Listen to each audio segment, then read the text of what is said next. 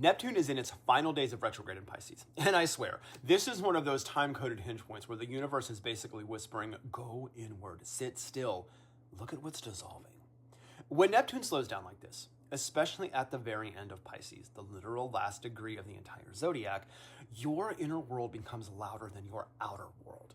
This is the prime window for meditation, reflection, contemplation. This is not a time to force anything, manifest anything. This is a time for letting the truth rise out of the fog on its own terms. Neptune retrograde really pulls you behind the veil, and we've been behind this veil collectively since July. It exposes where you've been living on wishful thinking, on projections, on karmic fog, or where the old stories have been unconsciously being reenacted. These are the final days. This is the great dissolution. This is the cosmic rinse cycle. This is the moment where you finally see what's over, what's leaking your energy, what illusion you can no longer spiritually afford to maintain. So here's what you want to be asking yourself right now. What story is complete?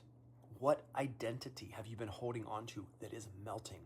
Where have you been lying to yourself because the truth felt too sharp for you to hold?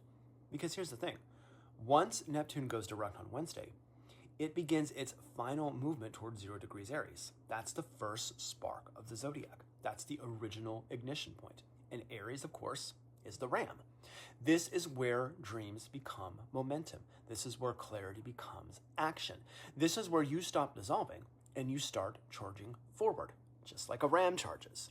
So use this portal, meditate more, be still, let the waters clear. And when Neptune stations direct on Wednesday, be ready, because something in you is about to wake up with fire in its bones. Now, drop it in the comments because I'm very curious and I would love to know, what are you ready to dissolve for good? What's over? And also, what are you ready to charge toward like that Aries Ram when Neptune moves into Aries next year? Satnam.